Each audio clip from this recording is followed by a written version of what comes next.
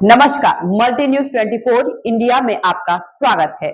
आइए डालते हैं सुर्खियों पर नजर। गोपाल अष्टमी के अवसर पर वृंदावन में साध्वी ऋतंबरा द्वारा विश्व की सबसे छोटी 1.5 फुट लंबाई की गाय पुनुंगनूर का पूजन किया गया। यह गाय इतनी छोटी है कि इसे गोद में बिठाया जा सकता है। साध्वी ऋतंबरा ने कहा कि गाय माता के सर्वेक्षण और संरक्षण की जरूरत है और इसके लिए समाज को भी आगे आने की जरूरत है। उन्होंने कहा कि हर सनातनी के लिए घर में एक गाय रखना जरूरी है।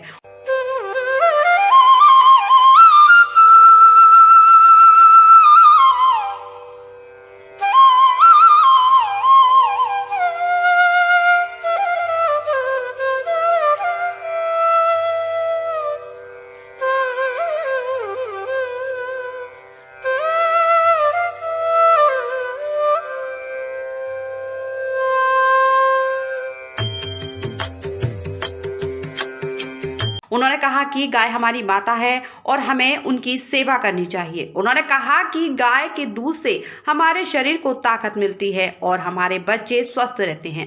उन्होंने कहा कि हमें गाय की सेवा करनी चाहिए और उनकी रक्षा करनी चाहिए। शुभ अवसर पर पावन महोत्सव में मैं सारे सनातन जगत को बहुत बहुत शुभकामनाएं देती हूँ। भारत का जो गोवंश है, ये नस्लों के संवर्धन के लिए, उनकी शुद्धि के लिए और घर घर में गौ माता हो, उसके लिए मैं सारे सनातन जगत का आह्वान करती हूँ। गाय हमारे हृदय में रहे, गाय हमारे घर में रहे तो घर में ना अवसाद होगा और ना किसी तरह का कोई अभाव होगा। हमारे तन को, मन को, हमारे भावनात्मक जगत को, हमारे मानसिक साम्राज्य को और हमारी आत्मिक शक्ति सत्ता को पुष्ट करने वाली अगर कोई जीवंत सत्ता है तो वो है भारत की गौ माता, जिसमें समस्त देवताओं का वास होता है। उनके संपर्क से, उनके सानिध्य में, उनके संसर्ग से, उनकी सेवा में, उनकी पूजा में, उनको प्रेम करने में हम अंदर और बाहर दोनों से शुद्ध हो जाते हैं। पंचगव्य के बिना भारत की किसी भी पूजा की अगर हमें करनी हो तो हम योग्य नहीं होते हैं। इसीलिए पंचगव्य की महिमा को समझें, गोवंश को, गाय की महिमा को समझें और गोपाल की गाय कत्ल खानों में ना कटे, इसका हमें संकल्प करना है। इसीलिए अगर हम सरकारों पे दबाव नहीं बनाते, अगर हम रुदन नहीं करते, अगर हम अपनी पीड़ा व्यक्त नहीं करते तो कोई सुनने वाला है नहीं। दूसरी बात यह है कि अगर वृद्ध गाय है, अगर दूध नहीं देती गाय है, उसको हम घर का हिस्सा ना मानकर घर से बाहर करते हैं तो वो कसाईयों के हाथ में जाती है या फिर वो कचरा खाती है। ये भी सनातन जगत के लिए बहुत शर्मनाक, बहुत ही लज्जाजनक स्थिति होती है। आश्रम में छोड़ रहे हैं और अपनी गौ माताओं को कसाईयों के लिए या फिर सड़कों का कचरा और कूड़ा खाने के लिए छोड़ रहे हैं। इससे बड़ी कृतज्ञता नहीं कोई हो सकती, इससे बड़ी लज्जाजनक कोई बात नहीं हो सकती। गोपाष्टमी का अवसर है, इसीलिए सारा सनातन जगत निर्णय करे कि हमारी कोई भी गोवंश, कोई भी गौ माता सड़कों पे कचरा खाती नहीं मिलेगी। हम ये स्थितियां पैदा ना होने दें, हम सक्षम हैं।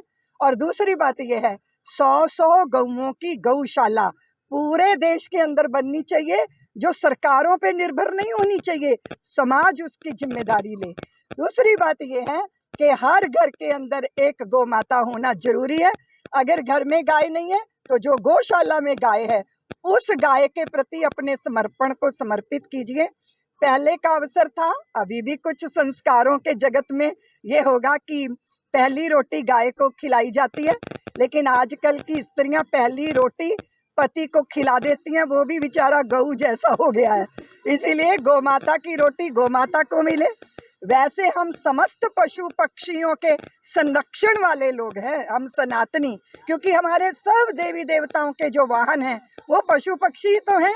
इसका अर्थ है कि सनातन कण कण में परमात्मा के दर्शन की दृष्टि देता है। गोपाष्टमी के दिन गो संवर्धन का, गो रक्षण का सारा सनातन जगत जो है वो संकल्प करे।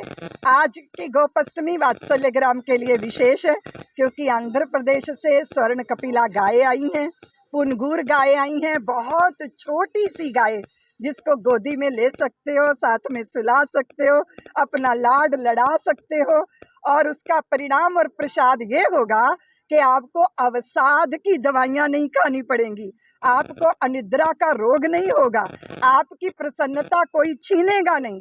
इसलिए गौ माता के चरणों की सन्निधि लीजिए।